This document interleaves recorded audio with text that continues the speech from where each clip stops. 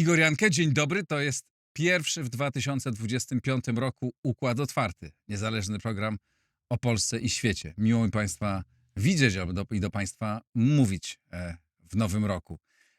Porozmawiamy za chwilę o tym, jak w poprzednim roku, jak w tym będzie wyglądała rywalizacja czy wojna między osią zła a państwami Zachodu. Co się zmieniło w naszym świecie i jak ten świat będzie wyglądał przez najbliższe 12 miesięcy.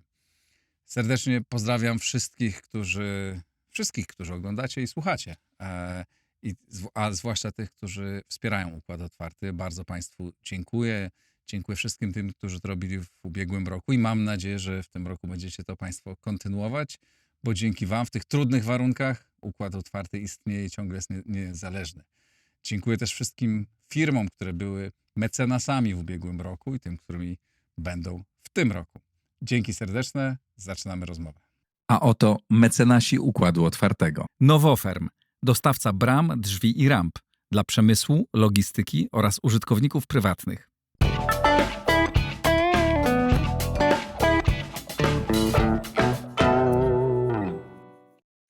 Marek Budzisz. Dzień dobry w nowym roku.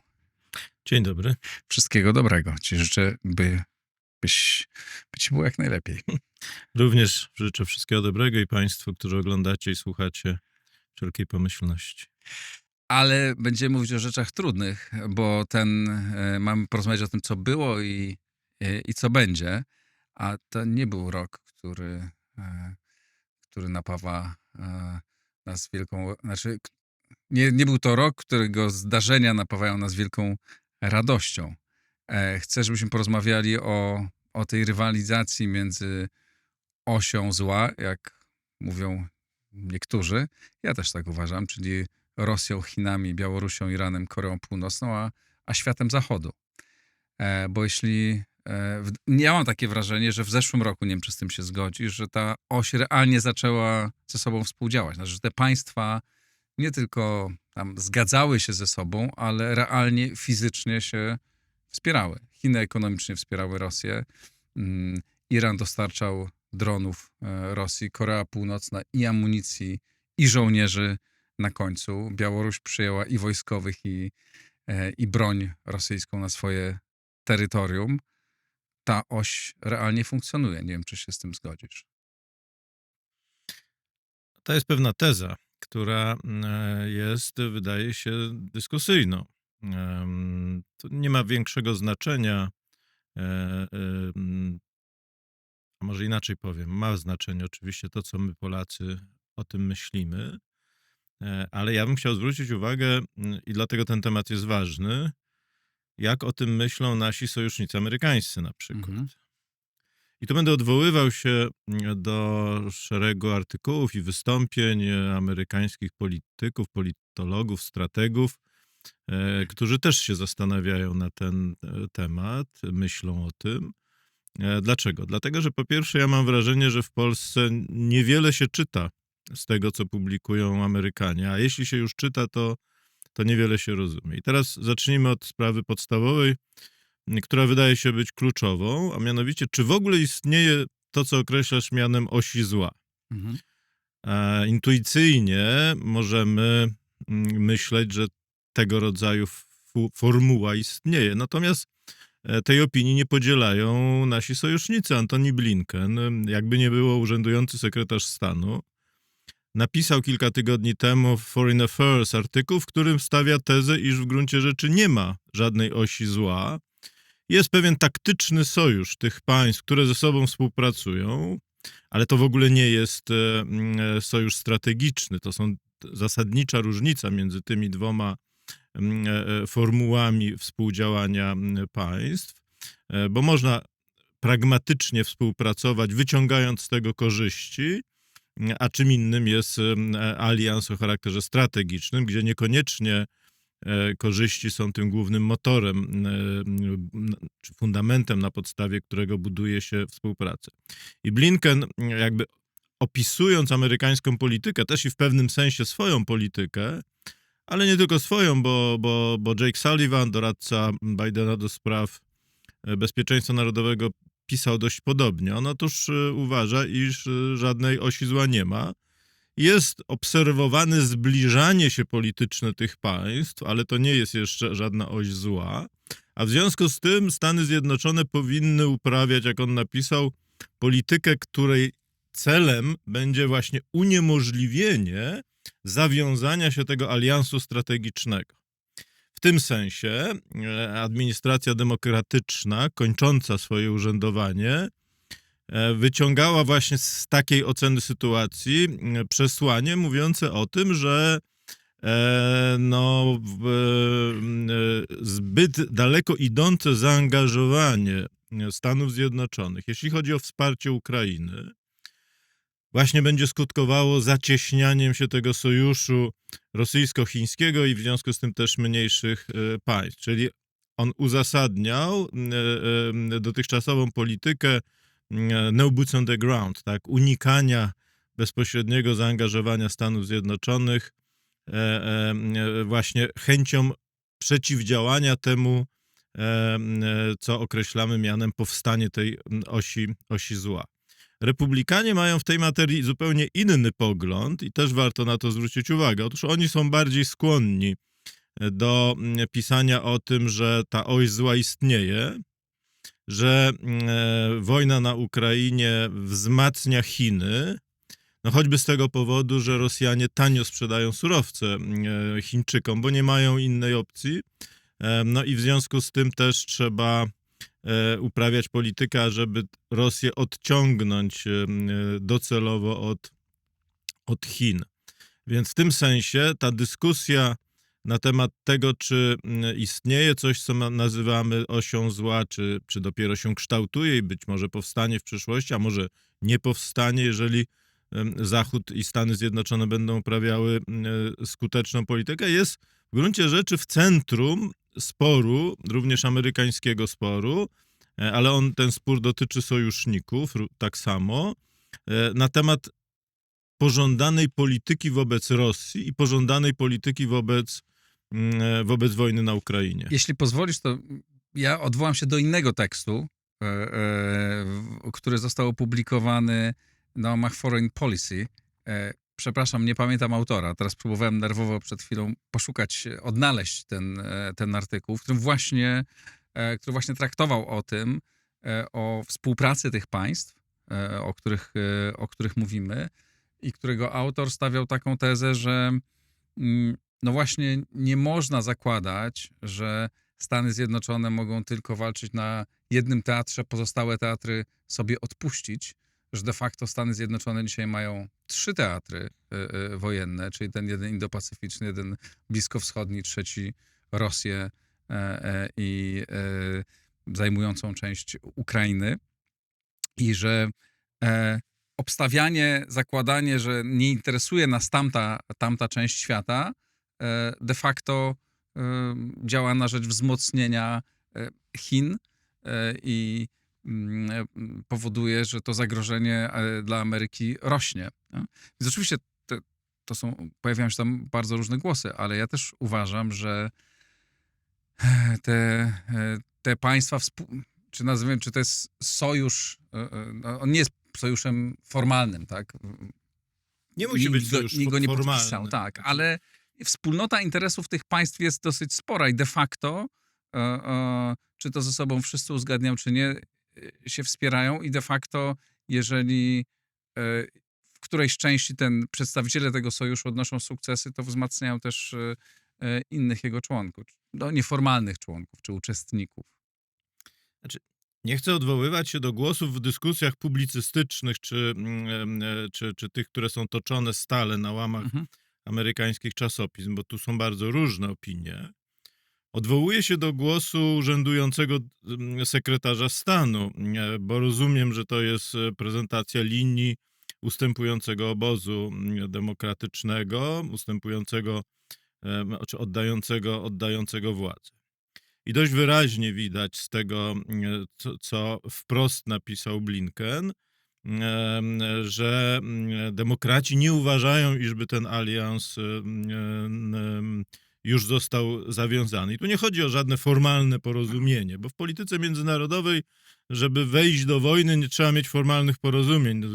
Historia zna wiele takich przecież przypadków, nie wiem, wejście Wielkiej Brytanii do I wojny światowej nie było poprzedzone zawarciem jakiegoś formalnego aliansu z Belgią, dajmy na to. A formalne porozumienia wcale nie zobowiązują tylko na papierze do tego, żeby do wojny wchodzić w razie ataku na innego członka tego sojuszu. No w każdym razie w amerykańskiej myśli strategicznej mniejszą wagę przywiązuje się, to też jest ważne, ja nie kwestionuję tego, do formalnych porozumień, a większą wagę przywiązuje się do oceny relacji sił i konsekwencji zmieniającej się sytuacji. I to, co jest istotne, na to warto zwrócić uwagę. Mianowicie republikanie, tu się na przykład odwołam do takiego memorandum Kita Kelloga, obecnego specjalnego wysłannika prezydenta Trumpa na Ukrainę i do spraw polityki rosyjskiej, Fritza Fleitza. On w kwietniu tego roku opublikowali taki duży materiał. Też przywołuję ten materiał, dlatego że to jest opinia, nawet w ramach tej niejednorodnej administracji czy tego środowiska Trumpa, ludzi, którzy będą kształtowali politykę amerykańską. I oni uważają, odmiennie niż demokraci, że po pierwsze ten czworokąt zła to jest realnie funkcjonujący organizm polityczny. Po drugie, polityka odstraszania zawiodła na skutek szeregu błędów Bidena. Kellogg opisuje precyzyjnie w tym swoim materiale, jakie jego zdaniem Biden popełnił błędy. Ja się zgadzam z tą diagnozą. Otóż Biden w gruncie rzeczy doprowadził do załamania się polityki odstraszania Federacji Rosyjskiej, co jest jednym z powodów wojny. Tylko zasadnicza różnica, i na to bym chciał zwrócić uwagę, między tym myśleniem, które ja uważam w Polsce dominuje, a tym myśleniem, które dominuje w umysłach amerykańskich polityków i ekspertów, i to jeszcze tych, którzy będą mieli wpływ na politykę amerykańską. I zasadnicza różnica polega na tym, że my wyciągamy odmienne wnioski. My jesteśmy skłonni do wyciągania wniosku następującego. Pokrótce to zrekonstruuję. Mianowicie, jeżeli mamy tego czterogłowego potwora w postaci tej osi zła, Pekin, Rosja, Iran, Korea Północna. Plus jeszcze Białoruś. Białoruś nie jest samodzielnym graczem. Traktuje to jako element rosyjskiej projekcji siły. No to Stany Zjednoczone popełnią strategiczny błąd, jeżeli skoncentrują się tylko na jednym punkcie. W związku z tym my próbujemy wytłumaczyć naszemu sojusznikowi amerykańskiemu, że on źle rozumie amerykańskie interesy. Bo gdyby on dobrze rozumiał swoje własne interesy, to powinien koncentrować swoją uwagę na przeciwdziałaniu na wszystkich tych polach. Ale jak wiesz, w Stanach nie ma sam powiedziałeś o tym, że toczy się dyskusja, tak? Nie ma... Dlatego nie odwołuje się do publicystów, tylko odwołuje się do ludzi, którzy albo zajmowali funkcje rządowe, albo będą zajmowali funkcje rządowe. Kellogg, tak jak powiedziałem, jest specjalnym wysłannikiem Trumpa do spraw Ukrainy. Zresztą będzie lada moment w Warszawie i w Kijowie. Będę tu jeszcze mówił, nie wiem, na przykład o opinii Elijah Colbiego, który jest nominowany na wiceszefa Pentagona. Niektórzy w Polsce piszą o nim jako o postaci, powiedziałbym, dziwnej i egzotycznej, co tylko obnaża ich po prostu braki wiedzy. Natomiast Kellogg po pierwsze oskarża Bidena o fatalny błąd, czyli o doprowadzenie do załamania się polityki odstraszania Federacji Rosyjskiej, czego dowodem to właściwie ta teza nie wymaga przeprowadzenia procesu dowodowego, bo wybuch wojny na Ukrainie jest wyraźnym potwierdzeniem tego, że odstraszanie zawiodło. Te zapowiedzi sankcji z piekła rodem, etc., no nie wpłynęły na rachunek strategiczny Putina. Putin zdecydował się zaatakować. Czy popełnił błąd, czy nie, to jest osobne zagadnienie. Po drugie, On jest raczej skłonny uważać, że ta oś zła powstała i że w związku z tym Ameryka jest w nowej sytuacji geostrategicznej. Ale po trzeciej, to jest znacznie ważniejsze, amerykańscy myśliciele z kręgu Donalda Trumpa wyciągają z tego zupełnie inny wniosek, niż nam się wydaje. Otóż oni uważają, że to jest argument, ta oś zła złożona z 4 elementów, to jest argument na repriorytetyzację. Ameryka nie ma ich zdaniem wystarczającej siły dzisiaj, ażeby walczyć, mierzyć się, przygotowywać się do wojny na wszystkich tych kierunkach i jeszcze na dodatek oddalonych od kontynentu amerykańskiego. Mało tego, rośnie ryzyko, że sama Ameryka może zostać zaatakowana, no bo te państwa mają zdolności ataku przeciwko Ameryce. Zwłaszcza, że Ameryka też bardzo ograniczała swoje wydatki na zbrojenia w stosunku do tego, co było w czasie zimnej wojny. To jest jasne. Wszyscy ograniczyli. Europa znacznie bardziej niż Ameryka. Mhm. I dlatego Trump i jego otoczenie wywierają presję na państwa europejskie, żeby te zwiększyły swoje wydatki na zbrojenia, wysyłając bardzo czytelny komunikat, a mianowicie Ameryka nie ma dzisiaj siły, ażeby mierzyć się z mocarstwami peer competitors, tak jak to w tym wokabularze amerykańskiej strategii się określa, mocarstwa o porównywalnym potencjale, czyli Rosja i Chiny, nie ma potencjału, a w związku z tym będzie musiała dokonać zmiany priorytetów strategicznych. 2 ostatnie strategie bezpieczeństwa narodowego Stanów Zjednoczonych, zarówno ta, którą pisał Elbridge Colby w czasie pierwszej administracji Trumpa, jak i ta druga, która powstała za czasów Bidena, one wyraźnie zawierają taką tezę, że po pierwsze Stany Zjednoczone mają 2 równorzędnych rywali strategicznych w postaci Rosji i Chin, ale po drugie, co jest znacznie ważniejsze, bo my czytamy to pierwsze zdanie, ale tego drugiego już nie mamy chęci doczytać, że Ameryka nie ma zdolności na prowadzenie 2 wojen o wysokim poziomie intensywności na odległych perymetrach działań. Czyli musi dokonać wyboru, mianowicie albo skoncentruje swoją uwagę w ramach pewnej rywalizacji strategicznej i odbudowy polityki odstraszania na kierunku Indo-Pacyfiku, albo skoncentruje swoją uwagę na kierunku europejskim. Bliski Wschód zostawmy na razie z boku, też będzie warto o tym porozmawiać. I to są dokumenty oficjalne Stanów Zjednoczonych. W związku z tym powiedziałbym, nasze wyobrażenia na temat tego, co Amerykanie powinni zrobić, że powinni się bardziej wysilić, żeby powstrzymywać obydwa te mocarstwa, zarówno w rejonie Indo-Pacyfiku, jak i w rejonie europejskim, są o tyle nietrafione, że Amerykanie uważają, iż nie mają na to sił. To dlatego Trump wywiera presję na Europę i to dlatego republikanie mówią o repriorytetyzacji. Mhm. I teraz jest pytanie, jaki kształt ta repriorytetyzacja powinna mieć. Bo kwestia zwiększenia obecności amerykańskiej, większego wysiłku amerykańskiego na rzecz tego, żeby odstraszać Federację Rosyjską, jest kwestią zamkniętą. Amerykanie tego nie zrobią. Mówią o tym zarówno demokraci, jak i republikanie i tylko niektórzy eksperci, publicyści, ale to jest bardzo niewielka grupa w Stanach Zjednoczonych, mówi o tym, że Amerykanie powinni zwiększyć swoje zaangażowanie wojskowe w Europie, a Legion mówi o tym, że powinni się przesunąć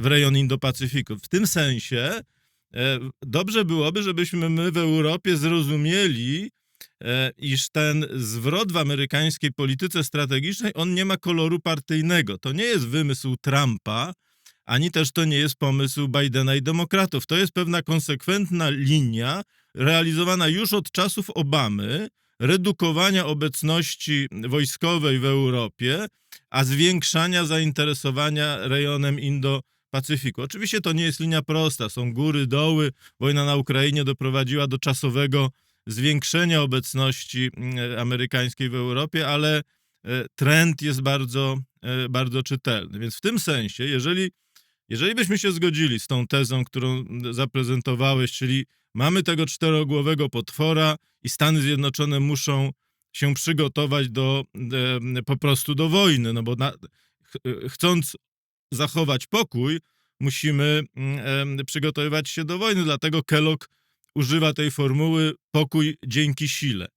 No to jeżeli się zgodzimy z taką tezą, to Amerykanie z tego wyciągają wniosek, że trzeba przyspieszyć koncentrację na rejonie Indo-Pacyfiku i tym szybciej wycofywać się z Europy, tym szybciej zakończyć wojnę na Ukrainie i tym szybciej zmusić Europejczyków do tego, ażeby oni sami wzięli wreszcie kwestię swojego bezpieczeństwa w swoje ręce. W związku z tym tego rodzaju mniej więcej dylematy dzisiaj w amerykańskiej myśli strategicznej funkcjonują. One nie dotyczą kwestii, czy się przesuwamy, tylko jak szybko się przesuwamy i jaki model docelowy budujemy. I tutaj też są różne opinie, warto będzie może o tym powiedzieć. Zgadzam się, że znaczy to jest na pewno dominujące dzisiaj, dominująca opinia w każdych tych kręgach i zwłaszcza tych, którzy będą mieć wpływ na to, co się będzie działo w Stanach Zjednoczonych i w świecie w następnych miesiącach i latach. Pytanie, jak do tego dojdzie, bo pytanie, czy, no tak, z jednej strony mogą po prostu dosyć szybko wyprowadzić wszystko i powiedzieć, no to Europo, teraz ty się troszcz sama o to, co tu się dzieje i no, są silne obawy, że tak będzie. Z drugiej strony, no jednak ciągle i wymiana handlowa z Europą, tak, no to jest ciągle bardzo poważny partner Stanów, więc sobie mogą pozwolić na budowanie pewnych napięć, ale też nie na zupełne rozsypanie współpracy transatlantyckiej. Jeśli mogę ci przerwać, bo nie rozumiem tego argumentu o wymianie handlowej, bo to Europa ma nadwyżkę w wymianie handlowej ze Stanami Zjednoczonymi, a nie odwrotnie. W związku z tym to Europie bardziej zależy na tym, żeby rynek amerykański był rynkiem otwartym. A mówiąc Europie, to też nie używajmy terminu, który nie istnieje. Niemcom na tym zależy. Ale Stany Zjednoczone też jakby i sprzedają dużo swoich produktów, usług i firmy amerykańskie są obecne w Europie i nie chcą sobie tego rynku zamykać. To nie jest... Jeżeli następuje coś, co określamy mianem wojny handlowej, no to ci bardziej tracą, którzy mają nadwyżkę w bilansie handlowym, a nie ci, którzy mają deficyt. No, taka jest argumentacja Donalda Trumpa. No, radziłbym słuchać tego, co mówi prezydent elekt. Ale na pewno, znaczy ja wiem, że jest taka argumentacja, ale też jest tak, że jest duża grupa firm amerykańskich, również zbrojeniowych, które będą i chcą sprzedawać tutaj swój sprzęt i dla nich to jest bardzo poważny rynek i dla nich jakby zwiększenie wydatków Europy na państwa europejskich, tak? Słusznie mówię, żeby nie generalizować, tylko mówić o państwach europejskich na obronność, może być bardzo korzystny, no bo one będą sprzedawać tam swoje towary. Ale ważne, żeby dla nich jest też, żeby państwa europejskie kupowały amerykański sprzęt, a nie szwedzki, francuski czy niemiecki.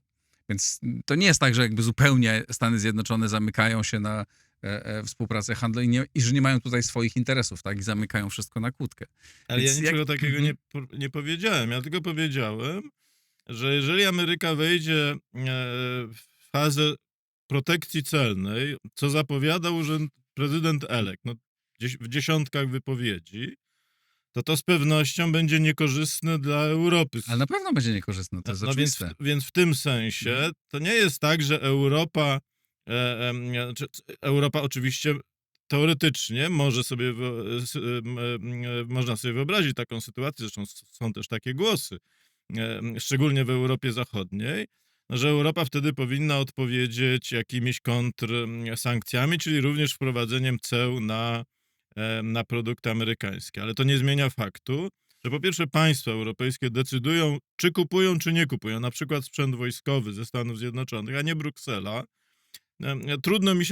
Trudno mi wyobrazić sobie, nawet jeśli chodzi o rząd obecnie rządzący w Warszawie, że zgodziłby się on na jakiś ewentualny zakaz formalny lub nieformalny ze strony Brukseli, jeśli chodzi o kupowanie sprzętu wojskowego i amunicji ze Stanów Zjednoczonych. To dotyczy wszystkich państw europejskich. Absolutnie.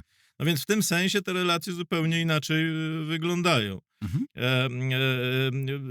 Nie ma co roztrząsać sytuacji, które po prostu nie nastąpią. Wystarczy, że Stany Zjednoczone wprowadzą cła wobec Chin, a nie wobec Europy, a Europa już to bardziej odczuje niż Stany Zjednoczone z prostego powodu, mianowicie takiego, że Chińczycy będą nasilą w związku z tym penetrację eksportu własnego na rynku europejskim, bo eksport jest dzisiaj jedynym motorem rozwoju gospodarczego Chin. Konsumpcja wewnętrzna osłabła, inwestycje w sektorze nieruchomościowym chociażby są w Chinach również znacznie słabsze niż przed laty. Eksport jest tym, co dzisiaj jeszcze utrzymuje chińską maszynę gospodarczą w jakimś ruchu. Ale Marku, bo ja rozumiem, co ty do mnie mówisz i ja z tobą w ogóle nie wchodzę w polemikę, bo Ja może tylko zrozumieć, ja proponuję- mówię, że są różne, ja są bym różne tylko- opcje i chcesz, żebyśmy zastanowili Nie ma sobie, takiej jak opcji. to może... Znaczy, ja bym proponował, żebyśmy zaczęli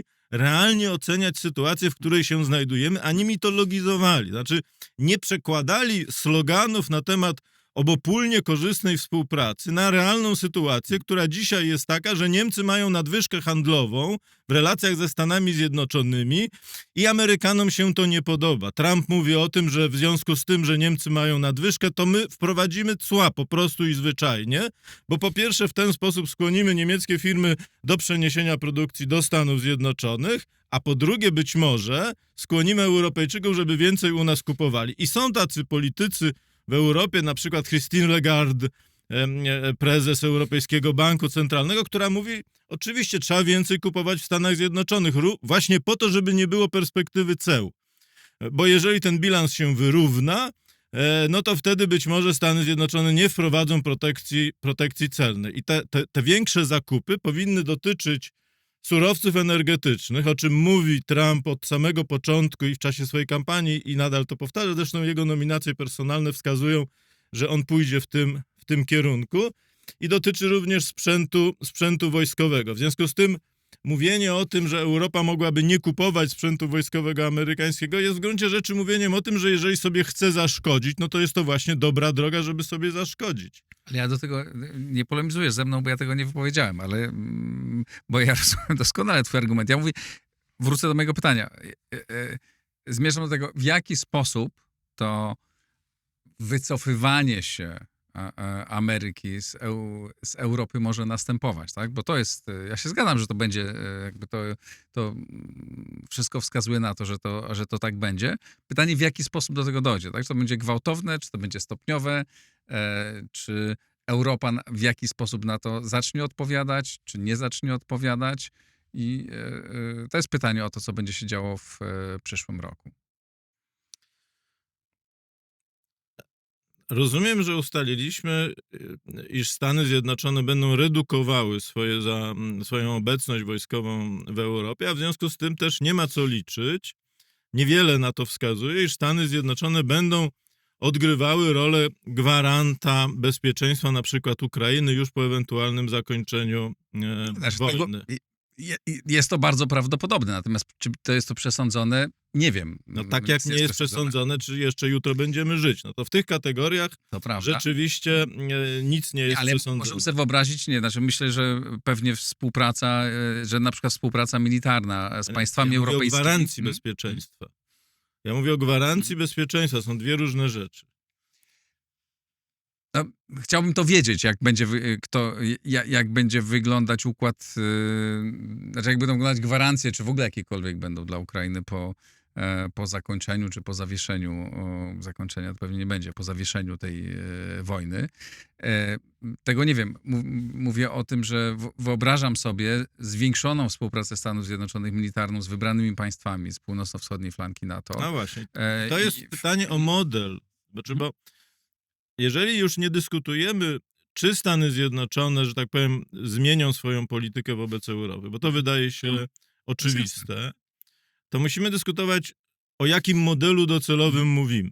Tu są generalnie dwa takie z grubsza rzecz biorąc zarysowane modele, odwołuje się do takiego raportu przygotowanego przez Marathon Initiative, autorstwa m.in. właśnie Elbridge'a Colby, ale Wesa Mitchella, który był zastępcą szefa Departamentu Stanu za pierwszej administracji Trumpa i niewykluczone, że będzie odgrywał podobną rolę w tej administracji. Jeszcze Departament Stanu nie jest obsadzony, jak wiadomo, jeśli chodzi o funkcję wiceministrów. I oni w roku 2023 opracowali dość obszerny raport. On jest dostępny, no ale w Polsce, ponieważ nie czyta się raportów amerykańskich, no to mało kto o tym wie. I oni tam piszą o strategii depriorytetyzacji. To jest zresztą raport zamówiony przez Office of Net Assessments, kluczowy ośrodek umiejscowiony w Pentagonie, pracujący na rzecz strategii amerykańskiej. I oni tam kreślą, Mitchell, Jakub Grygiel, Pottinger i Colby, to są autorzy tego raportu. Radzę zapamiętać te nazwiska, bo oni odegrają rolę w administracji, nie tylko Colby. Ich zdaniem są dwa modele. Znaczy, po pierwsze, pierwszy model to jest model odejścia na tak zwany offshore balancing i Amerykanie jakby zza linii horyzontu, jak to się publicystycznie mówi, dbają o to, ażeby nie nastąpiło załamanie równowagi na danym teatrze działań. Czyli jeżeli chodzi o Europę Środkową, dbają o to, ażeby Rosja nie zdobyła takiej przewagi, żeby nie zdominowała całego regionu. To dbanie oznacza, iż w gruncie rzeczy Amerykanie dokonują wyboru jednego albo kilku sojuszników, mam na myśli państwa regionalne, wzmacniają ich potencjał wojskowy, dokonuje się transfer technologii, ale bez własnego, bezpośredniego zaangażowania. Takie koncepcje są też analizowane w Stanach Zjednoczonych. Pisał o tym ostatnio Andrew Michta, z którym przecież regularnie, jak wiem, rozmawiasz, i on proponuje na przykład, bardzo to jest ciekawa koncepcja z punktu widzenia interesów Polski korzystna, ażeby państwa bałtyckie, czyli zarówno skandynawskie, jak i Bałtowie oraz Polska, docelowo może Rumunia i niewykluczone, że Ukraina, były właśnie taką grupą wybranych sojuszników amerykańskich w tym nowym modelu. Ten nowy model zakłada i wzmocnienie, i udostępnienie pewnych zdolności, i transfer technologii, i transfer finansowy. No, generalnie zasadniczą zmianę, jeśli chodzi o relacje sojusznicze. O tym piszą ci eksperci w tymże raporcie. Ale jest jeszcze drugi model, na który też warto zwrócić uwagę, bo jeszcze amerykańska administracja nie dokonała wyboru. Mianowicie tym drugim modelem jest model kontroli czegoś, co się określa mianem łańcucha eskalacyjnego. To znaczy Amerykanie również odchodzą do tej polityki offshore balancingu, ale dbają o to, ażeby lokalny czy regionalny sojusznik nie miał pełnej swobody ruchu. No obrazowo rzecz ujmując, w tym pierwszym modelu w Europie Środkowej powstaje taki nowy Izrael, albo grupa państw, które odgrywają rolę Izraela w zakresie polityki bezpieczeństwa. Izrael ma pełną samodzielność działań. Jak podejmują w Tel Awiwie decyzję, czy bombardować instalacje w Iranie, to je bombardują. Amerykanie mogą być na nie, ale Netanyahu nie musi brać tego pod uwagę, bo ma własne zdolności w całym spektrum oddziaływania. Ten drugi model zakłada właśnie to, że państwa odgrywające rolę takiego kluczowego sojusznika Stanów Zjednoczonych nie mają takich zdolności w całym spektrum oddziaływania, w związku z tym muszą pytać, mówiąc w pewnym uproszczeniu, oczywiście amerykańskiego sojusznika o zgodę.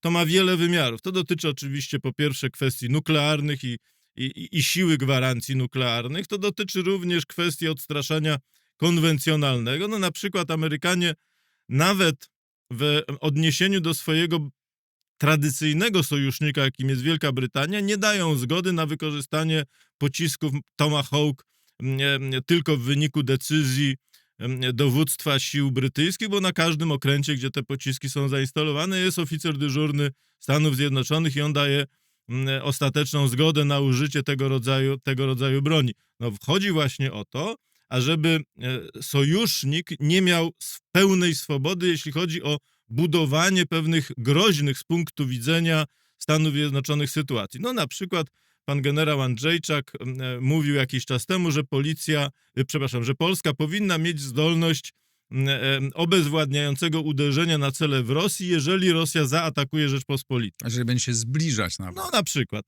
I co do zasady, ja byłbym skłonny osobiście się zgodzić z takim podejściem, tylko musimy mieć świadomość, że to nie jest to, na co chcą się zgodzić Amerykanie.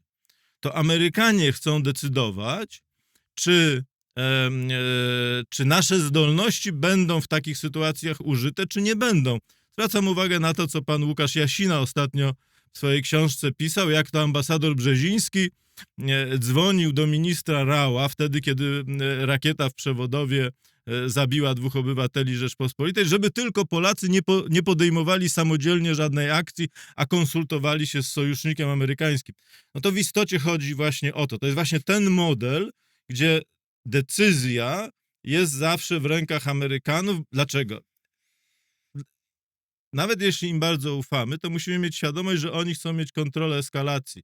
Oni chcą decydować, czy dany konflikt, na przykład z Rosją, albo z sojusznikiem Rosji, jakim jest Białoruś, przyjmie charakter incydentu, czy przekształci się w coś więcej, już nie mówiąc o jakiejś lokalnej wojnie. A to oznacza, że cele polityczne, wojna jest elementem polityki, konflikt będzie obsługiwał cele polityczne w pierwszym rzędzie tego, kto będzie decydował, czyli Stanów Zjednoczonych. To znaczy, upraszczając, jeżeli Stany Zjednoczone zdecydują, że jest im na rękę lokalna wojna w Europie Środkowej, to my wtedy będziemy mieli zdolność do twardej odpowiedzi na rosyjskie prowokacje czy uderzenie. Jeżeli Stany Zjednoczone zdecydują, że takie starcie nie jest im na rękę, to wtedy każdy incydent, nawet jeżeli będzie pociągał ofiary po stronie obywateli Rzeczpospolitej, będzie w imię obrony pokoju rozładowywany i będzie to powodowało, że sytuacja się nie przekształci w jakieś starcie.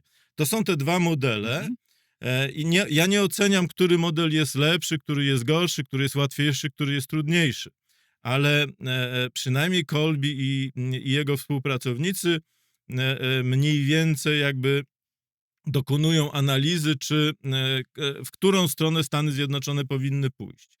I to jest to pole polityki, w którym będzie poruszała się Warszawa i będzie poruszała się cała Europa. No, do tej pory tradycyjnie Amerykanie taki model mieszany tutaj realizowali. Głównym sojusznikiem były Niemcy, ale oni i tak utrzymywali pewne zdolności kontroli eskalacji. Tylko że teraz, ze względu na krach polityki odstraszania wobec Rosji, cały ten system się załamał.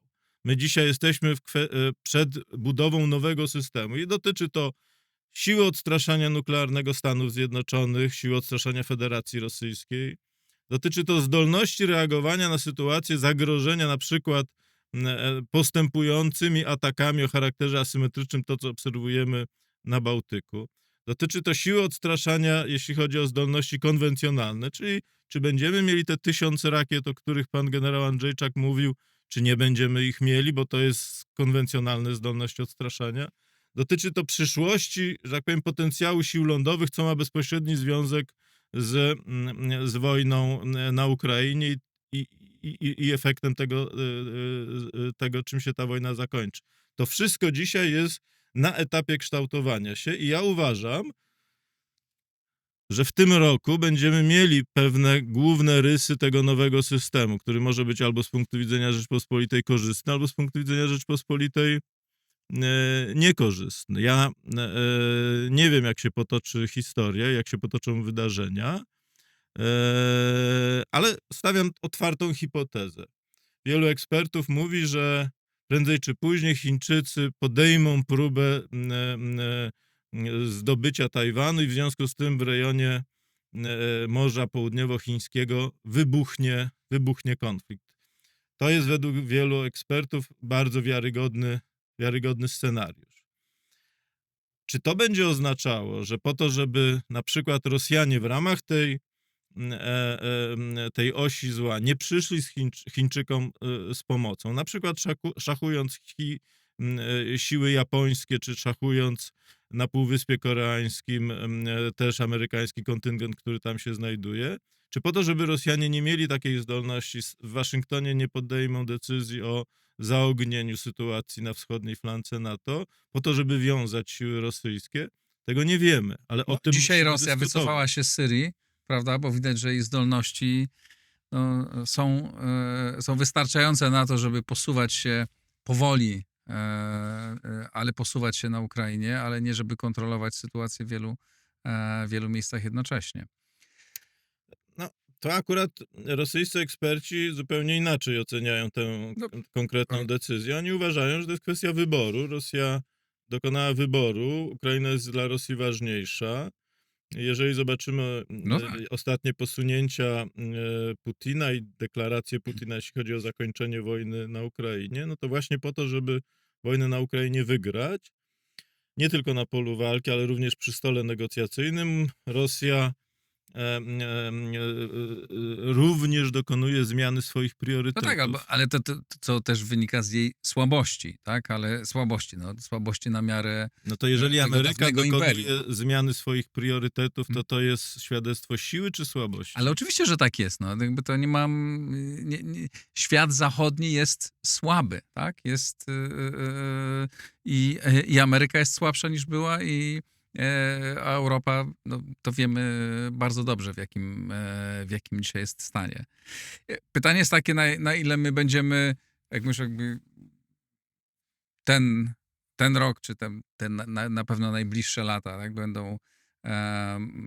będzie rysować się ten nowy układ i pytanie, na ile my będziemy w stanie wpływać na to, jak on się będzie rysował w tym naszym tutaj horyzoncie, a to zależy pewnie w dużej mierze od tego, na ile będziemy aktywni w budowaniu, znaczy w kontynuowaniu wzmacniania naszych zdolności obronnych, budowania siły naszej armii i na ile będziemy sprawni dyplomatycznie. No ale tego nie wiemy. No, niedługo się przekonamy, dlatego że Polska obejmuje przywództwo w Unii Europejskiej. Francja jest pogrążona w kryzysie politycznym. Nowy rząd, nie wiadomo jak długo się utrzyma. Sytuacja budżetowa jest trudna, delikatnie to ujmując. Mówisz o Francji teraz, Mówię czy o o Polsce? Francji. Mówię o Francji. Chociaż można tu zadać Ale- pytanie dotyczące Polski. No, o Polsce możemy zacząć Tak. zaraz rozmawiać, natomiast ja wskazuję na pewne Mhm. okoliczności, które predestynują Polskę do odegrania większej roli niż do tej pory. Jakaś zmiana w Niemczech? W Niemczech wybory dopiero pod koniec lutego. Nowy rząd najprawdopodobniej w czerwcu, tak się szacuje, bo to pewnie będzie rząd koalicyjny, w związku z tym Jak zawsze w Niemczech. dogrywanie umowy koalicyjnej zajmie trochę czasu. Nowa administracja w Stanach Zjednoczonych i ja bym taką tezę ryzykowną, mam tego świadomość, zbudował, że pierwsze półrocze przyszłego roku to będzie przesądzające, jeśli chodzi o kształt pokoju na Ukrainie. Czyli w najbliższym półroczu nasi główni rywale, w dobrym rozumieniu, bo rywalizacja zawsze ma miejsce, o wpływy, o pozycję, o znaczenie, nasi główni rywale w Europie Zachodniej, którzy do tej pory nie chcieli przyjąć Polski do klubu równorzędnych partnerów. No na tym polegała istota polityki niemieckiej niestety. A więc nasi główni partnerzy i rywale w Europie będą zajęci własnymi sprawami. Będzie następowała zasadnicza zmiana w polityce amerykańskiej, będzie kształtowany pokój na Ukrainie. Czy to się dokona, czy będziemy mieli zakończenie wojny, tego nikt nie wie, ale pewne warunki pokoju zostaną już w moim odczuciu ukształtowane. Czyli te wszystkie czynniki nowego ładu, one się skoncentrują w czasie najbliższego półrocza. I my mamy, teraz to jest dobry moment, żeby tu powiedzieć o Polsce, bo z jednej strony wydaje się, mamy prezydencję w Unii, o czym wspomniałeś. No, władzę, obóz polityczny, który pewnie w Europie ma większą zdolność do poruszania się niż poprzednicy, ale z kolei ma bardzo ograniczone zdolności dzisiaj w każdym razie do poruszania się w Stanach Zjednoczonych, tak? Nawet nie mamy ambasadora formalnego. No i obecny obóz nie jest szczególnie blisko tego obozu, który przejmuje władzę w Stanach Zjednoczonych. I pytanie, jak ten czas wykorzystamy, no ale tego oczywiście nie wiemy. Bliskość to nie jest kategoria polityczna. Czyli liczy się relacja sił i liczy się znaczenie danego państwa, które może to państwo odegrać pewną rolę. Ale która liczą jest się też to potrzebna. zdolność do prowadzenia rozmowy, tak? I z partnerami. To może ułatwić. No tak, oczywiście. Ale to nie zastąpi pewnych decyzji. Czy jeżeli rząd Donalda Tuska... Na pewno wzmacnianie naszej armii i to, że obecny rząd chce jakby Nie ma kontynuować... żadnego wzmacniania naszej armii. Ja bym proponował, żebyśmy na użytek naszej rozmowy nie mitologizowali rzeczywistości. Znaczy, jest szereg programów, które są niewystarczające, zbyt powolne, zbyt mało ambitne i nie uwzględniające doświadczeń wojny na Ukrainie. Kupujemy drogi sprzęt, który może się okazać w ogóle niepotrzebny, nie rozbudowujemy naszych zdolności w szeregu obszarów, nie szkolimy rezerwy. Ustawa o obronie cywilnej jest ustawą fatalną i najprawdopodobniej, jeżeli się tutaj nic nie zmieni, ona nie doprowadzi do zbudowania obrony cywilnej tak jak w krajach skandynawskich. Dużo mówimy, realizujemy pozór polityki wzmacniania bezpieczeństwa i tu akurat jest kontynuacja. Znaczy, rząd PiS-u dużo mówił, a niewiele zrobił i rząd Platformy kontynuuje tego rodzaju linię. Zgoda, aczkolwiek na tle Europy i tak to wygląda nieźle, bo jesteśmy tym krajem, który inwestuje w swoją obronność. Po pierwsze, nie mylmy poziomu wydatków na bezpieczeństwo z realnymi zdolnościami. Gdyby pieniądze wydawane na sprzęt przekładały się automatycznie w zdolności wojskowe, to nie Izrael byłby państwem dominującym wojskowo na Bliskim Wschodzie, tylko Arabia Saudyjska, która wydaje wielokrotnie więcej na bezpieczeństwo. Turcy wydają znacznie mniej w relacji do PKB niż my, a zdolności wojskowe mają znacznie większe. Marek, zgoda. To jeszcze poza tym wydawanie, to na razie myśmy zadekretowali, że chcemy te pieniądze wydawać, jeszcze ich W ogóle nie chodzi o wydawanie wydaliśmy, pieniędzy, tak? tylko chodzi o budowanie realnych zdolności, czego nie robimy. Jedno i drugie jest istotne, bo bez pieniędzy tego nie zrobimy. Oczywiście, ale same pieniądze tego nie załatwią. Zgoda. Poprzedzającym elementem powinna być strategia państwowa i tego nam przede wszystkim brakuje. I problem rządu Donalda Tuska, ale to samo dotyczyło rządu Mateusza Morawieckiego, jest taki, że żaden z tych rządów nie ma dobrze zbudowanej strategii państwa polskiego na najbliższe kilka lat. To jest główny problem. Zgoda.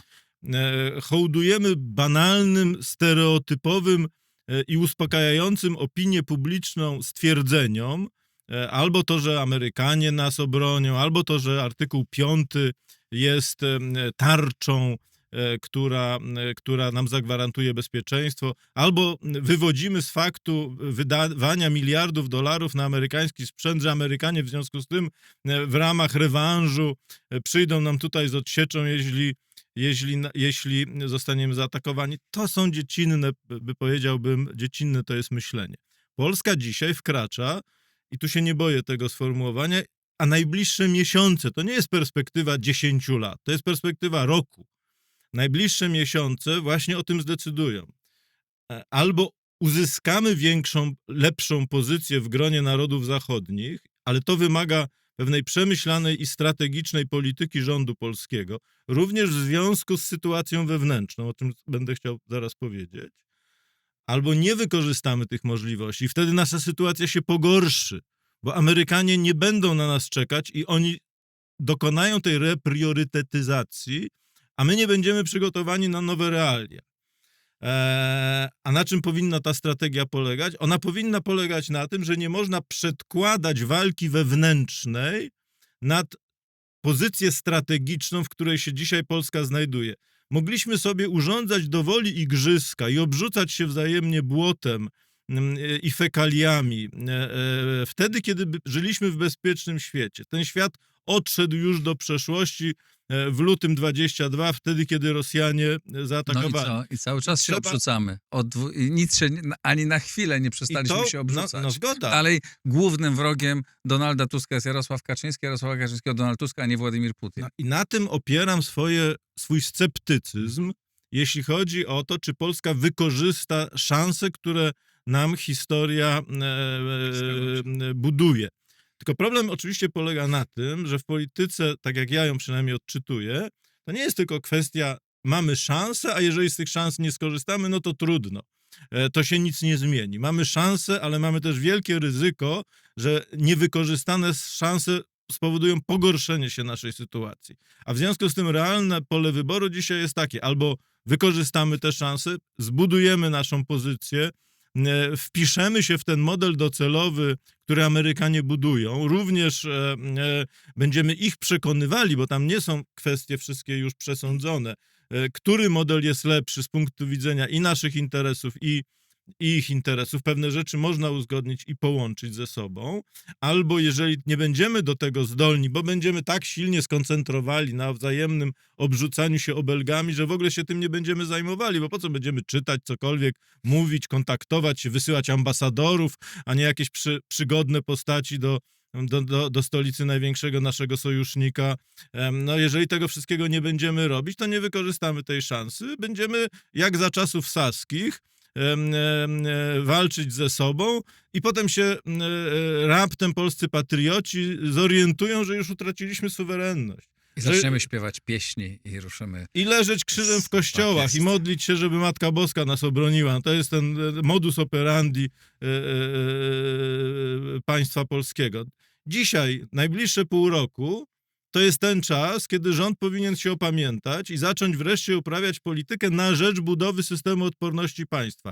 A nie ma systemu odporności państwa w sytuacji, kiedy jedną grupę obywateli napuszcza się na drugą grupę obywateli i kiedy kultywuje się tę zajadłość wewnętrzną po obu zresztą stronach. I nawet jeżeli historia przyzna rację tym, którzy wzywają do opamiętania, to co z tego? Co z tego? 125 lat walczyliśmy o odzyskanie niepodległości, a dzisiaj stoimy, moim zdaniem, w sytuacji porównywalnego zagrożenia. Nawet jeśli tego nie zauważamy. Nie namówisz mnie do polemiki, bo ja się z tobą w 100% zgadzam. Dodałbym, znaczy, że to nie jest przesądzone, że będzie czarno, tak?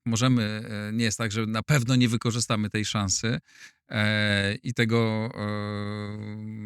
i nie wzmocnimy naszej pozycji, bo ja się zgadzam, znaczy uważam, że jakby jesteśmy z jednej strony, jest potworne zagrożenie, ale z drugiej strony jest olbrzymia szansa na to, żebyśmy w tym układzie się bardzo wzmocnili i mamy do tego wiele danych, tak? Wiele narzędzi. Nie jesteśmy już biednym krajem. Na razie mamy już to jest zasoby. niestety szansa teoretyczna. Tak, tylko musimy to Nasi zacząć rządzący robić. i też nasza opozycja albo tej szansy nie potrafią dostrzec, bo są skupieni na czymś zupełnie innym, albo dostrzegają, co jest jeszcze gorsze, ale lekceważą, bo uważają, że i tak od nich nic nie zależy. Jeżeli ten drugi wariant wchodzi w grę, no to już w ogóle oni mentalnie zrezygnowali z suwerenności państwowej. Bo jeżeli uważają, że wszystko zależy od decyzji podejmowanych, jedni mówią w Waszyngtonie, drudzy mówią w Brukseli, to my już nie jesteśmy państwem, którego obywatele mają wpływ na własne sprawy. To trudno się dziwić tym obywatelom, że oni mówią, to my nie chcemy bronić tego państwa, bo zawsze w historii cywilizacji zachodniej gotowość do obrony państwa wiązała się z uprawnieniami i sprawami, w tym sprawami do decydowania o biegu spraw publicznych. Tak było historycznie zawsze i taka jest geneza demokracji i poszanowania chociażby prawa własności. To przecież wiadomo. Tylko mogę mieć nadzieję, że nie sprawdzi się jedno, bo co do tego to nie mam głębokiego przekonania, że to się... Ale tu mówimy o przekonaniach, a twardych danych nie ma. Czy to się ułoży w ciągu najbliższych 6, 12, czy 18, czy 24 miesięcy, bo czasami rzeczywistość jest bardziej skomplikowana, jakby, rzeczy się toczą nie tak, jak nam się wydaje. Są rozmaite zwroty, zwolnienia zwolnienia biegów Czarne dzieci, łabędzie, czarne, tak. tak, rozmaite, więc miejmy, nasza największa nadzieja jest w tym, W Matce Boskiej. że te rozmaite, pojawi się dużo rozmaitych akurat tu- łabędzi, które nie popchną nas w tamtym kierunku, bo niestety mamy, i to jest argument na rzecz tej bardziej czarnej wizji, że przez najbliższe pół roku Polska będzie się zajmować kampanią prezydencką, a w tej kampanii prezydenckiej będzie dokładnie to, o czym mówiłeś. Nie będzie wspólnej debaty strategicznej, chociaż może te wątki gdzieś się pojawią w jakichś dyskusjach, ale zapewne nie doprowadzą one do tego, że główni kandydaci usiądą i wspólnie umówią się na najważniejsze dla Polski rzeczy. Bo polska polityka dzisiaj tak nie wygląda. No ale może warto w związku z tym ich zaprosić do takiej Ale jak debaty. najbardziej. No, o niczym innym się trochę nie zajmujemy, nie? I ty w rozmaitych swoich działaniach, ja też tutaj w rozmowach, które prowadzę tutaj w Instytucie Wolności, w tym, co tam robimy, to jest niezwykle konieczne i to jest absolutnie historyczny moment i świat się zmienia i to zmienia się w sposób fundamentalny. Nie wiemy, jak to się potoczy, no ale spróbujmy jeszcze teraz wrócić do tego, do tego, o czym zaczęliśmy rozmowę. No, kształtuje się ta oś zła, tak? Czy ona jest, jak bardzo głęboko te państwa są ze sobą związane, to możemy dyskutować, ale na pewno ze sobą blisko współpracują i ta współpraca się pogłębia, co widać po ruchach chińskich statków na Bałtyku i na tym, co robią w ostatnich dniach. To kolejny dowód na istnienie tej współpracy. Zachód się rozjeżdża i krzyczy dużo, panikuje, że tu przyjdzie Trump i że ma zdobyć, mówi o strategicznej autonomii, która jest, nie ma żadnego pokrycia w działaniach. No i mamy sytuację taką, jaką mamy. Rosjanie postępują, posuwają się na Ukrainie. Spodziewamy się, że dojdzie do zawieszenia, do jakiegoś, nie wiemy czego, tak, zawieszenia działań wojennych, jakiegoś porozumienia. Jak twoim zdaniem te najbliższe tygodnie mogą wyglądać? Jak to może wyglądać? Jakie są opcje gwarancji bezpieczeństwa, zawieszenia tego konfliktu? Bo ja nie widzę żadnego dobrego rozwiązania dzisiaj. Znaczy nie jest tak, że mamy na stole trzy rozwiązania, to jest trochę lepsze, to jest trochę gorsze, a to jest najgorsze. Ja nie widzę żadnego dobrego. Ty widzisz jakieś rozwiązanie, które jest realistyczne i które nie będzie totalną porażką Ukrainy i Polski przez to. No, tu moglibyśmy najbliższą godzinę o tym rozmawiać.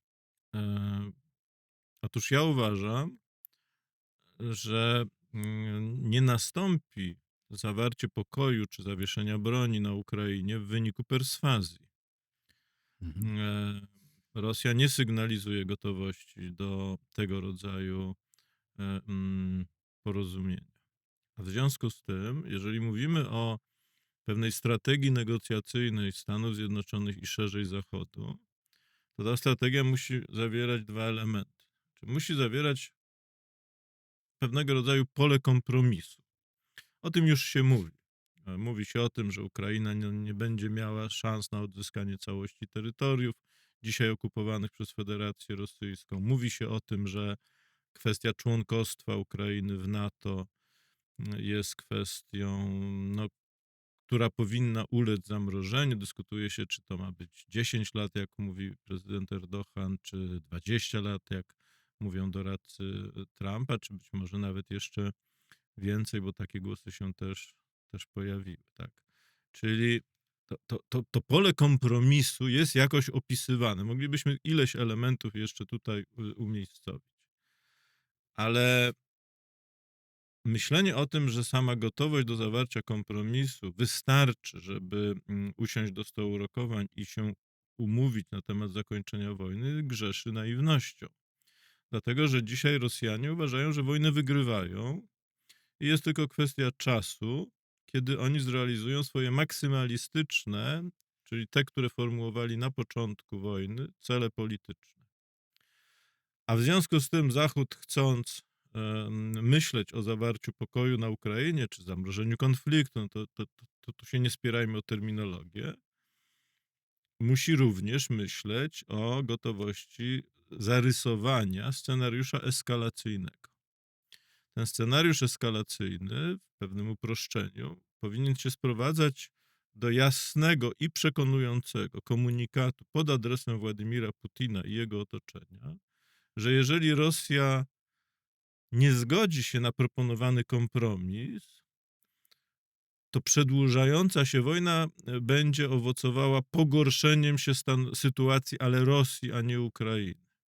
A tego nie uda się zrobić, nie uda się przekonać, mówiąc w uproszczeniu, bez nakreślenia pewnego scenariusza eskalacyjnego. I teraz moglibyśmy to opisywać w szczegółach. O tym też się dyskutuje. Ten tak zwany kontyngent stabilizacyjny europejski jest elementem tego scenariusza eskalacyjnego, ale nie jedynym. Tych kroków pewnie jakbyśmy tu siedzieli, moglibyśmy opisać kilkadziesiąt. Problem polega dzisiaj na Tylko tym... jeszcze musiała być wola polityczna A no zrobienia właśnie. tego. Problem polega na tym, że dzisiaj po stronie państw Zachodu i Stanów Zjednoczonych bym z tej listy nie skreślał, nie ma gotowości, a przynajmniej ja nie dostrzegam. Tam są różne wypowiedzi, tak? Są ci, którzy, eksperci, doradcy, którzy uważają, że należy to zrobić. Są tacy, którzy raczej są skłonni myśleć nieco inaczej. Ale dzisiaj ja uważam, taka decyzja w Białym Domu nie została podjęta. I to powoduje, iż ten scenariusz zakończenia wojny na Ukrainie jest dzisiaj scenariuszem no, dość takim iluzorycznym czy labilnym, No bo właśnie. może się okazać, że Rosjanie nie będą chcieli i co nam zrobicie, już trywializując tę Można, dyskusję. tak jak powiedziałeś, możemy sobie wyobrazić rozmaite scenariusze, które by do tego doprowadziły, które musiałyby się wiązać najpierw z eskalacją, tylko musiała być wola, tak? Albo w Europie, albo w Stanach Zjednoczonych. No właśnie. Teraz tak naprawdę nie wiemy, no bo pojawiały się w kręgu tej części republikanów związanych z Trumpem takie scenariusze, no właśnie o tym, że jakby najpierw Amerykanie pozwolą i dadzą środki, narzędzia Ukrainie do tego, żeby Znaczy, nie jest przeprowadzić problem eskalowania. narzędzi. Musimy też prawidłowo rozeznawać rzeczywistość. Dzisiaj wojna na Ukrainie przebiega pod dyktando Rosji nie dlatego, że Rosja ma większą siłę ogniową i więcej sprzętu. Ma większą siłę ogniową i więcej sprzętu, to jest prawda, ale ta przewaga rosyjska w tym segmencie jest mniejsza niż jeszcze kilka czy kilkanaście miesięcy temu. Ona znacząco została zmniejszona. Dzisiaj rosyjska przewaga polega na tym, że po pierwsze strona ukraińska ma problemy z siłą żywą tak zwaną. Tak. Po drugie, niestety już jest znacząco słabsza motywacja samych obywateli Ukrainy do walki w obronie ojczyzny. No, również z tego powodu, że oni widzą nie tylko skalę ofiar, ale też i daremność tych wysiłków. Jeśli nie mówimy, a Zełenski o tym niedawno mówił, nie mówimy o odzyskaniu wszystkich terytoriów. Zełenski powiedział, że Ukraina nie ma dzisiaj siły, żeby odzyskać wszystkie terytoria w wyniku działań zbrojnych. To oczywiście jest prawda. To ta motywacja spada. W związku z tym kwestia sprzętu tego nie załatwi. No, ale może pomóc, tak? Znaczy, jeżeli dostarczyliby pomóc narzędzia, no, jeżeli dostaliby odpowiednią ilość amunicji dalekiego zasięgu Ale i zgodę na... Fizycznie nie ma tej amunicji. Znaczy nie ma fizycznie tej amunicji. Brytyjczycy mają około 600, tak się ocenia, może 700 mieli Amerykanie przed mają, wojną. no, gdyby chcieli. Też nie mają. No nie, ale mają tyle, żeby... Nie mają. Dlatego, że gry wojenne prowadzone przez na przykład CSIS na użytek wojny o Tajwan wskazują, że cały zasób amerykańskich rakiet różnych typów ulega wyczerpaniu po 7 dniach intensywnej walki. A to oznacza dzisiaj, na tym właśnie polega ta zmiana priorytetów.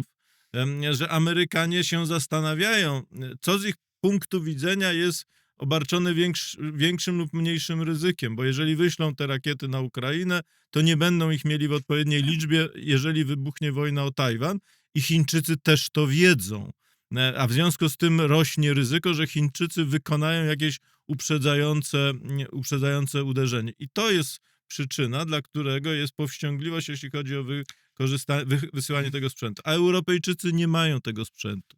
Dzisiaj Europejczycy mają mniej sprzętu, niż mieli przed wybuchem wojny na Ukrainie, bo nie rozkręcili swojego sektora przemysłowego, a wysłali sporo na Ukrainę. I tu użyję jednego przykładu, mam nadzieję, że dość wymownego. Mianowicie gospodarka rosyjska, gdybyśmy ją mierzyli parytetem siły nabywczej, to jest lepsza nieco miara niż nominalny PKB. Jest ma podobną wielkość jak gospodarka niemiecka. Rosjanie się szczycą tym, że w ubiegłym roku według parytetu siły nabywczej przeskoczyli Niemców. Ale nie ma znaczenia, czy Niemcy są trochę do przodu, czy Rosjanie. Niemców jest oczywiście mniej liczebnie niż 140 milionów Rosjan, tylko że Niemcy mają dzisiaj 180 000 w wojsku. W Bundestagu była niedawno, kilka dni temu, czytałem o tym w Die Welt, debata poświęcona sytuacji Bundeswehr. Jest 180 000, to jest potencjał kadrowy, a Rosjanie budują armię 1,5 miliona przy podobnej wielkości gospodarce i niewiele większym potencjale ludnościowym. No, mniej niż 2 razy większym. 140 milionów do około 80. No, taka jest relacja potencjałów ludnościowych. I to jest ta miara. Niemcy od 1 stycznia 25 mieli mieć 1 brygadę gotową do uczestniczenia w wojnie, jeżeli ona by natychmiast wybuchła. Nie będą jej mieli, bo o tym też mówiono w Bundestagu. I 2 brygada miała być gotowa w roku 28 bodajże, albo 7, już teraz dobrze nie pamiętam, też nie będzie gotowa, bo idzie to tak wolno, że sytuacja dzisiaj jest gorsza niż jeszcze była 2 lata temu. I teraz przypomnijmy sobie, bo być może tego w Polsce nikt nie pamięta, za jaki odcinek frontu w czasach zimnej wojny, wtedy kiedy NATO liczyło się z wojną z Układem Warszawskim, odpowiadała 1 brygada, bo Niemcy chcą mieć 2 brygady w gotowości. 1 brygada odpowiadała za 7,5 kilometra frontu.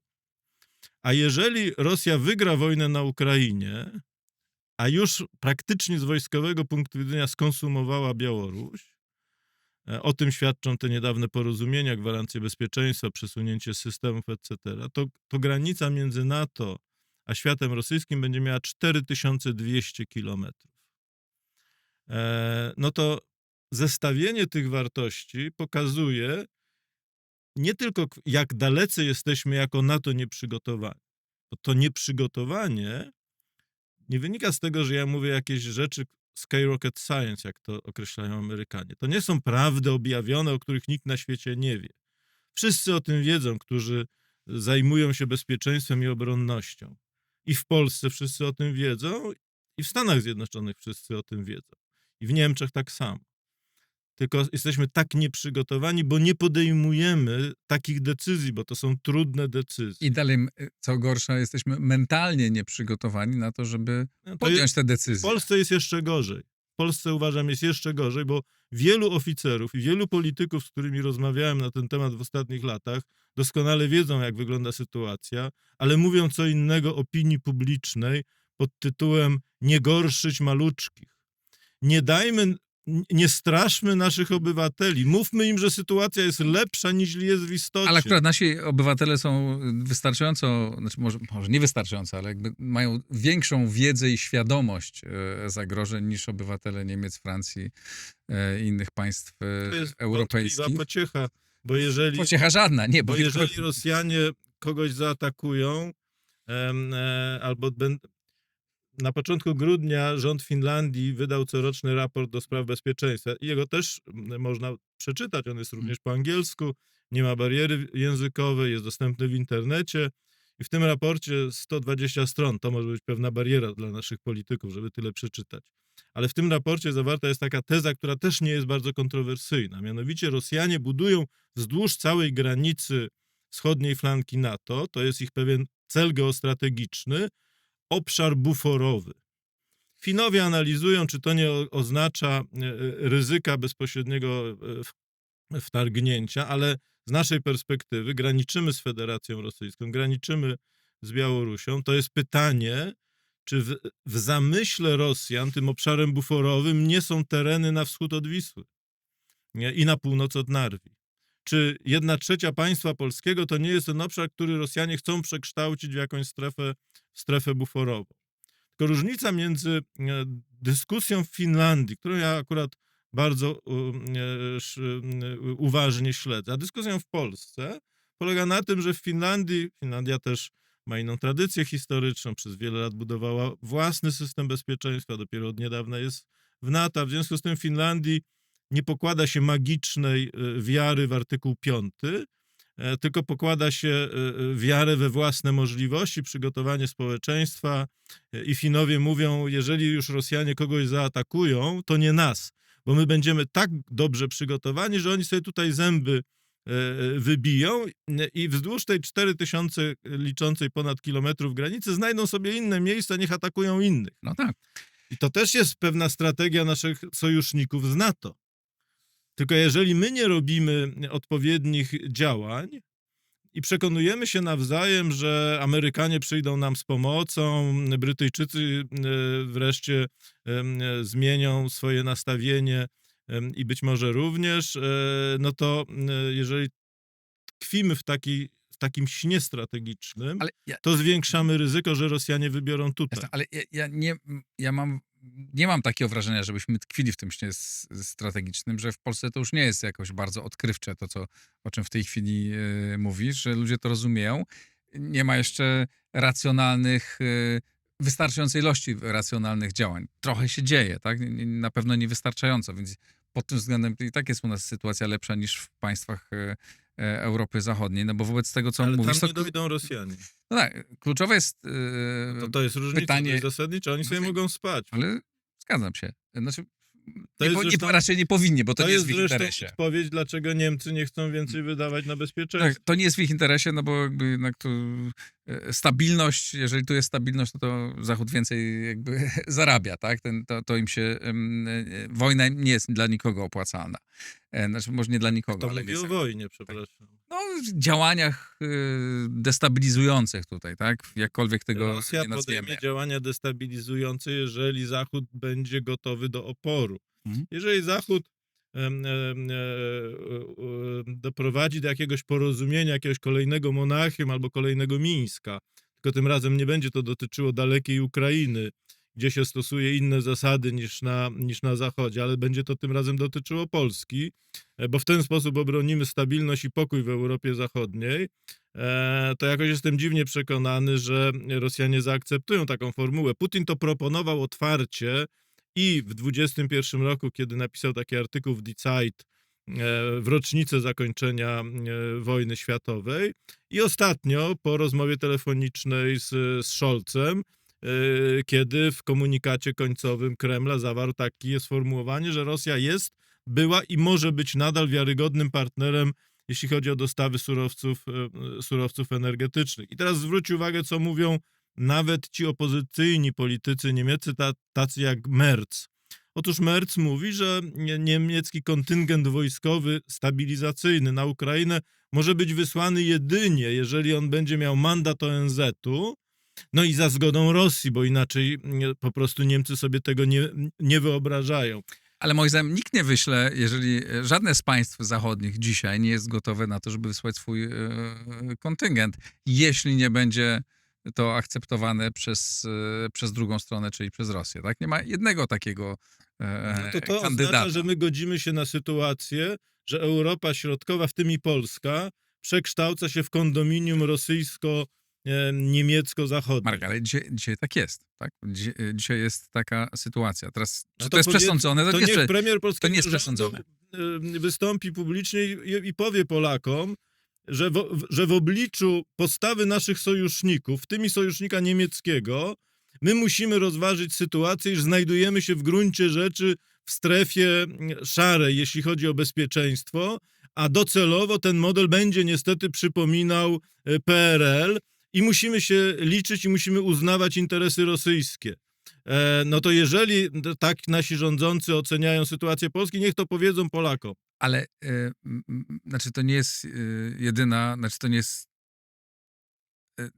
to nie jest przesądzone, to jest realne zagrożenie, o czym mówisz, ale oczywiście możemy do tego nie dopuścić, tak? Jeżeli będziemy podejmować racjonalne działania, na które nas stać. Jesteśmy w stanie to prowadzić i nie jest tak, że nic zupełnie nie robimy, bo trochę robimy, ale zgadzam się, że robimy niewystarczająco. Pytanie jest takie, czy inne europejskie państwa się obudzą i czy przyjdzie taki moment, który musi przyjść szybko. Na razie nie ma żadnych sygnałów. A jeśli się nie obudzą, to co wtedy? Jeśli się nie rodzą, to mam przerąbane. To wtedy się godzimy na... Nie godzimy się. Nie, ale nie godzimy się. Znaczy, my niezależnie od wszystkiego, znaczy, ale to nie jest moim zdaniem dzisiaj przedmiotem sporu w Polsce, nie?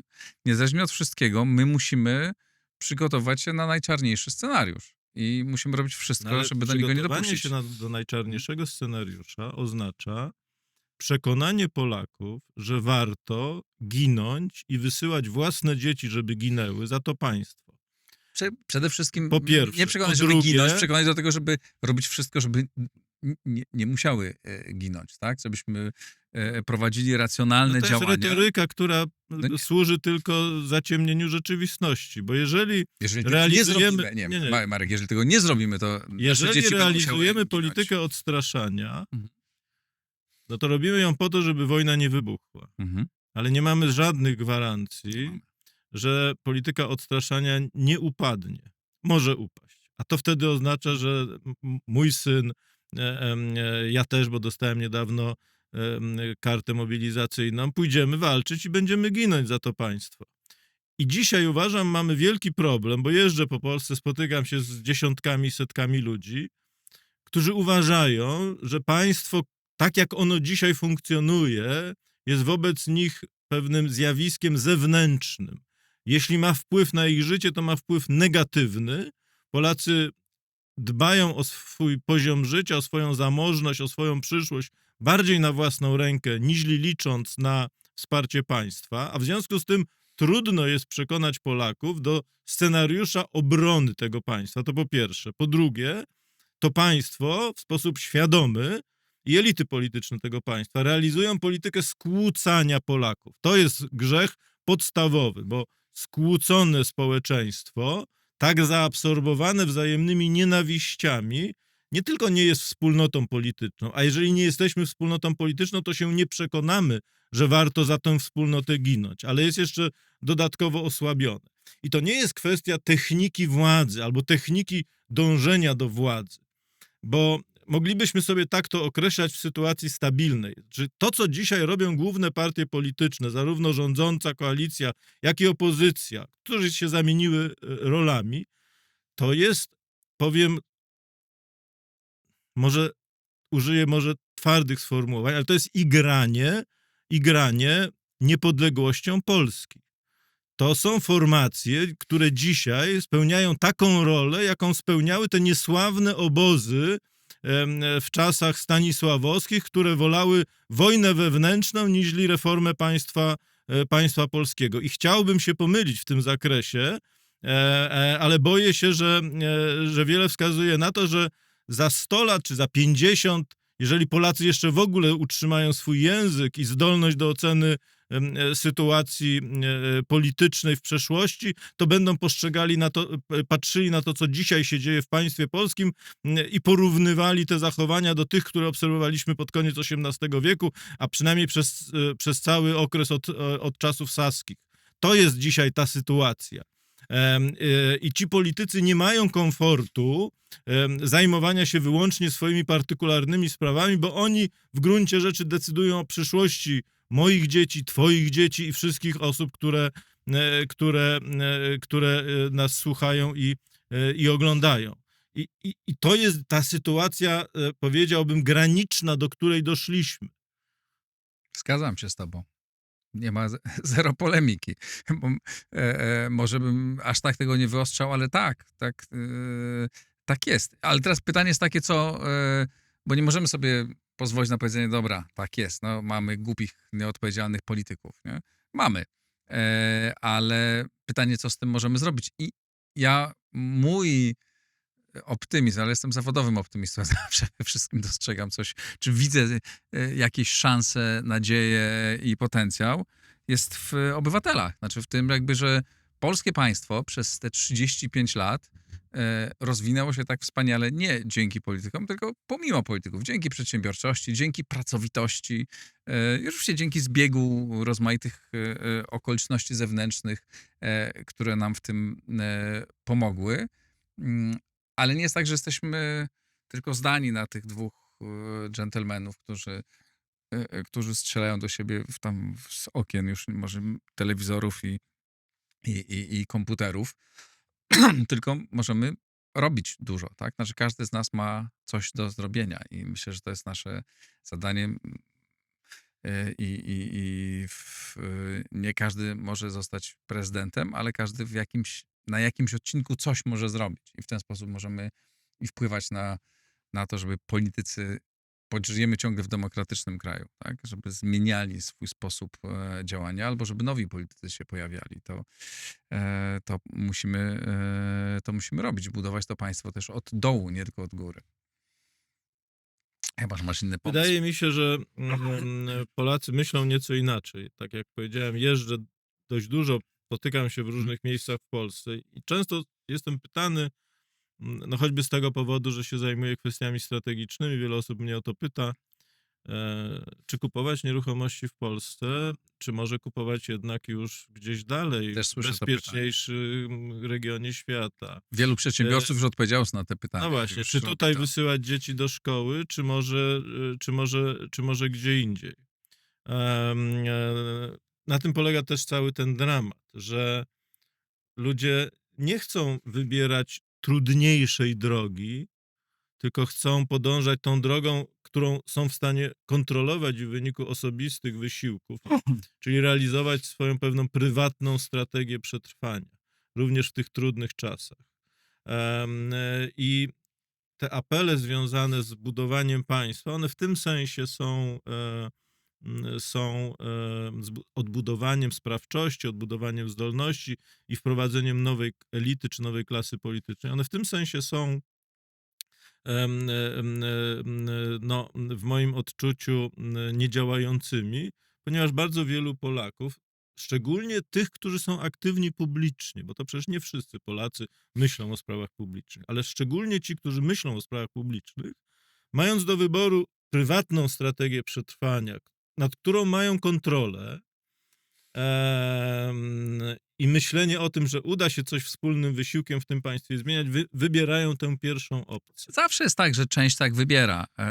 W sytuacjach ostatecznych ludzie często zaczynają działać inaczej. No bo co innego? No bo co innego proponujesz? No, jakie inne, może inne wyjście to jest takie, że no, wyjechać, powiesić się.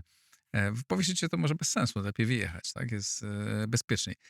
Do tego... Nie proponuję niczego, ponieważ nie jestem politykiem i się polityką nie zajmuję, natomiast zbliżam się do jednak myśli tego rodzaju, iż ten dualizm partyjny w Polsce, ta dychotomia, te dwa wrogie obozy, my tego nie będziemy w stanie naprawić. My możemy jako wyborcy to odrzucić.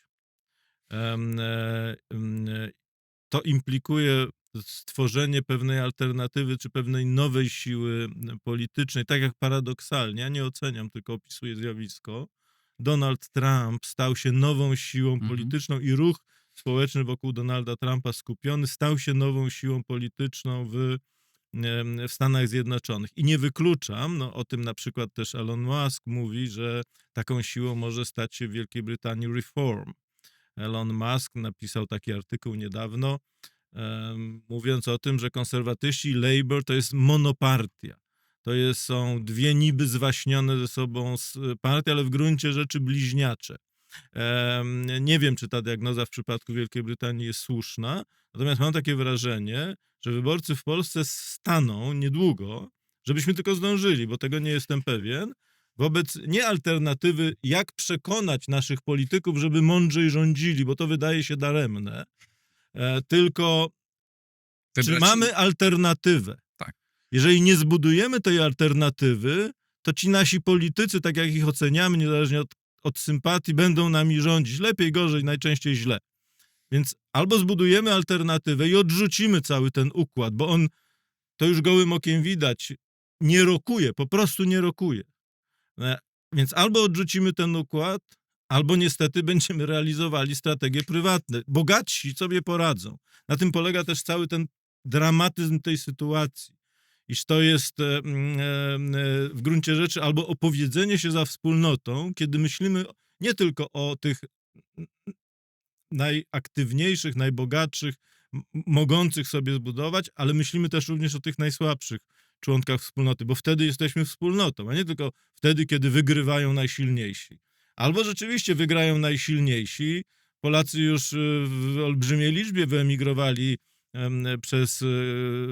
przez setki lat. Mieliśmy ileś fal migracyjnych i możemy mieć kolejną falę migracyjną. Rozpuścimy się w tym amerykańskim, niemieckim, francuskim tyglu i nie będzie już Polaków po prostu. I to jest moim zdaniem, ten punkt, przed którym stoimy. To jest prawdopodobne i to nie jest najczarniejszy scenariusz, tak? To jest scenariusz optymistyczny, że taka siła się pojawi. Dzisiaj jej nie widać, ale ja też czuję, że w powietrzu coś wisi, tak? I to nie, znaczy nie tylko, że czuję, mi się wydaje, tylko też rozmawiam z badaczami opinii społecznej, którzy mówią o tym, że no jest coraz większa potrzeba, tak, czegoś, że ludzie tego oczekują, że ci kandydaci w wyborach prezydenckich, tak, też nie wiem jeszcze, czy w wyborach prezydenckich pojawi się jakiś inny poważny kandydat, czy nie, ale że ci, którzy są, nie odpowiadają na to, czego ludzie się dziś obawiają, czy czego potrzebują. A więc być może taka siła się pojawi, być może ona będzie tym elementem, który sprawi, że zaczniemy działać jako państwo bardziej racjonalne. Mnie jest, przyznam szczerze, kompletnie obojętne. Ja kompletnie nie mam, straciłem jakiś czas temu, kiedyś miałem emocje partyjne, teraz je straciłem kompletnie, więc mnie jest wszystko jedno, czy będzie partia A, B, czy C, czy D, byle była siła, która działa w sposób racjonalny i dobrze wykorzystuje i buduje polski interes. No. Chyba, że wiesz coś na ten temat. Może masz jakąś wiedzę, a może tutaj... Nie mam tej wiedzy, natomiast mam taką obserwację, że nasze siły polityczne tak są zajęte same sobą, że nie odpowiadają na główne problemy Polaków. Nie To odpowiem. nie jest tylko kwestia bezpieczeństwa. Oczywiście. To jest kwestia dostępności mieszkań. Ta lista moglibyśmy bardzo, bardzo No, długo. Ale to jest na tak. przykład niesłychanie bolesne dla ludzi młodych, Mhm. dla tych, o których mówimy, że są przyszłością Polaków. To poziom cen mieszkań w Rzeczpospolitej jest już tak wysoki, że to utrudnia, jeśli w ogóle nie uniemożliwia. No chyba, że ktoś ma zamożnych rodziców, a nie każdy ma to szczęście. Kupno mieszkania. I takich kwestii realnych myślę, że moglibyśmy wskazać dziesiątki. To jest kwestia polityki rozwojowej, to jest kwestia pewnych ambicji również. Myślę, że ta polityka rozwojowa... Kwestia nauki polskiej, to jest edukacji. No właściwie każdy obszar, jak się zacznie go analizować, może poza samorządami. To jest jakaś oaza nieźle funkcjonujących rozwiązań. To znaczy, im mniejszy ośrodek, tym lepiej funkcjonuje.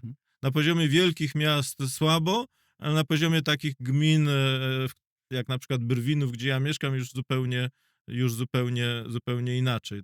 To nie jest tak, że my nic nie potrafimy. Różnie w różnych miastach są duże miasta, które sobie nieźle radzą, ale to wchodzimy już na zupełnie nowe, inne obszary, bardzo ważne, o których zresztą tu w Układzie Otwartym bardzo często rozmawiam.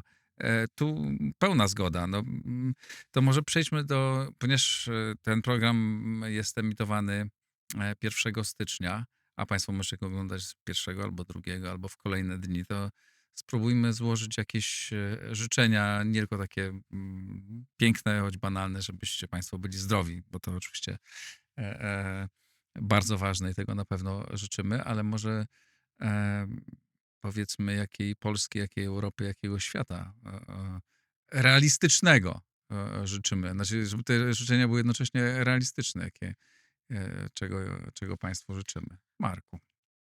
Ja nie chciałbym opisywać tego obrazu, bo to każdy może i powinien na własny rachunek sformułować tego, czego sobie życzy. Ja bym tylko życzył sobie i wszystkim moim współrodakom obudzenia tego ducha obywatelskiego, który ja obserwowałem w roku 89, w roku 90 i w kolejnych latach, wtedy, kiedy byliśmy pełni nadziei i uważaliśmy, że budujemy nowe, lepsze państwo. Czy nam to się w pełni udało? Tu już nie jestem wielkim optymistą, ale na pewno nie można odmówić ludziom naszego pokolenia zaangażowania w to, co się wówczas dokonywało. Dzisiaj mam wrażenie, i z tego też korzystają nasze partie polityczne, że Polacy zobojętnieli na to, jak jest urządzona w Polsce sfera publiczna. Bez tego ożywienia, odrodzenia ducha obywatelskiego nie będzie zmian w Rzeczpospolitej, bo kupić sobie dom w Hiszpanii czy na Florydzie każdy, jeżeli go będzie stać, potrafi. Natomiast czym innym jest zaangażowanie w sprawy publiczne. I sobie też życzę tego ożywienia ducha publicznego, bo tu każdy ma deficyty. Jeżeli to się dokona, to ja już będę wtedy spokojny o przyszłość naszej wspólnoty.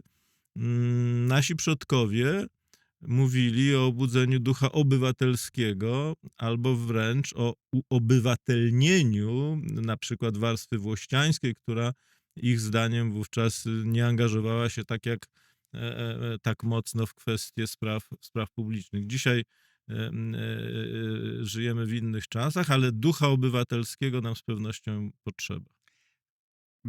Dopisuje się do tych życzeń, ale powiem na koniec coś optymistycznego. Ponieważ mówiłeś bardzo dużo o zagrożeniach, które są realne, bez dwóch zdań, ale jednocześnie jesteśmy państwem w najlepszym momencie swojego rozwoju. Nigdy Polakom nie żyło się tak dobrze. Tak? Nigdy nie mieliśmy tylu lat ciągłego rozwoju i jesteśmy stosunkowo blisko, tak, tych państw, w których ludzie żyją najlepiej na świecie. Jesteśmy tak w gronie kilku procent, tak, czy może 10% ludzi na świecie, którzy żyją tak, jak żyją w swoim otoczeniu, które tak na co dzień jest bezpieczne. Nie mówię o zagrożeniu zewnętrznym. I absolutnie to wszystko możemy stracić jednego dnia bardzo szybko, ale mamy potencjał do tego, żeby pójść dalej, żeby sobie z tym dać radę, tak? Że jeżeli będziemy działać tak, jak mówisz, że staniemy się wszyscy obywatelami, czy wielu z nas stanie się obywatelami i jeżeli doprowadzimy do tego, że naprawimy te rzeczy, których nam się jeszcze nie udało. Wiele rzeczy nam się udało zrobić w ciągu tych 35 lat. Bardzo wiele nam się udało, a jest jeszcze masa rzeczy, które jest do zrobienia. Ale to jest do zrobienia. Tak? Nie możemy zakładać, że nie da się zbudować aparatu sprawiedliwości, nie da się zbudować armii, systemu obronności, obrony cywilnej i tak dalej. To wszystko da się zrobić. To jest do zrobienia. I my uważam, że mamy potencjał, jesteśmy w stanie to zrobić, ale bardzo dużo zależy od nas. Od tego, czy jako obywatele będziemy aktywni. I chyba tego możemy państwu życzyć, żeby każdy z was dołożył jakąś cegiełkę do tego i obudził w sobie kawałek tej obywatelskości. Tak, myślę, że tego możemy i powinniśmy życzyć naszym rodakom. I tego państwu życzymy. Marek, bardzo ci dziękuję za tę rozmowę i tobie życzę, żebyś, chociaż masz w sobie już bardzo dużo tego, żebyśmy za rok mogli odbyć taką rozmowę i powiedzieć, widziałeś, jednak coś się przełamało. To ja bym chciał za rok odbyć taką rozmowę i powiedzieć, pomyliłem się w bardzo wielu diagnozach. Okazało się, że jest lepiej niż ja uważałem.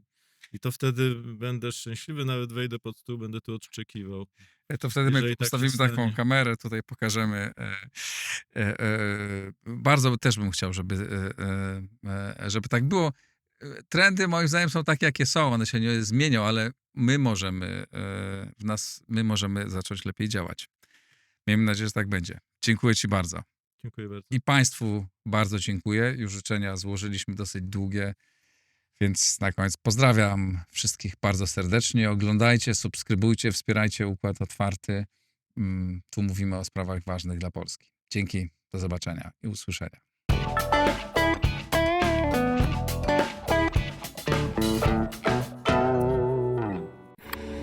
Nagraj to w blisko.